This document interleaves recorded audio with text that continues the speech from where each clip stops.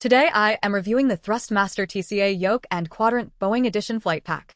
If at any time you'd like to explore this product for yourself and grab it at a great price, be sure to check the links below the video.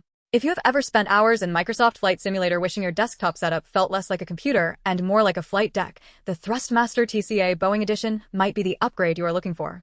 I have been putting this yoke and throttle quadrant through its paces for the last few weeks, and while it is easily one of the most immersive pieces of consumer-grade flight gear I have ever touched, it definitely comes with some specific quirks you need to know about before you drop the money. If you want to check the current pricing or see the full specs, I have included links for you below the video. The first thing you notice when you pull this out of the box is the sheer scale. It is a 1-to-1 replica of the Boeing 787 yoke, and that pendular design is the real star of the show. Unlike standard yokes that pivot from a base, this one swings from the floor, mimicking that heavy, mechanical feel of a real Dreamliner. The metal internal structure gives it a weight that makes it feel like a serious tool rather than a toy. When you are on final approach, that smooth, suspended movement makes manual landings feel incredibly precise. It is a night and day difference compared to cheaper plastic yokes that feel jittery or loose. However, that pendular mechanism is also the biggest weakness for people with limited space.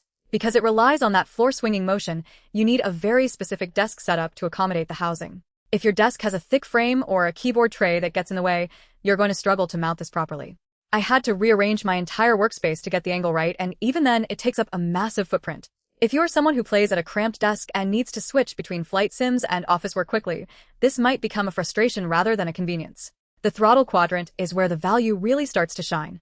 Having the authentic Boeing autopilot function built directly into the hardware is a game changer for immersion. It feels great to physically toggle those knobs for altitude and heading instead of clicking around with a mouse. The magnetic sensors provide a level of fluidity that keeps everything feeling professional.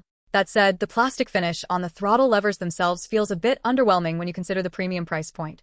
They're sturdy enough, but they lack that heavy, cold-to-the-touch metal sensation you get from the yoke itself. In terms of performance, the precision is top tier. I found the adjustable spring tension to be a massive plus, especially if you enjoy flying different types of aircraft. You can dial it in to be stiffer for heavy airliners or lighter for smaller general aviation planes. The sheer number of buttons is another huge win. With 35 action buttons, I was able to map almost every critical flight function I needed without ever having to touch my keyboard. If you are serious about complex flight simulation, having those extra axes at your fingertips makes a world of difference during those busy phases of flight like takeoff and landing. Now, who should avoid this? If you are a casual player who just wants to hop in for 20 minutes once a week, this is likely overkill.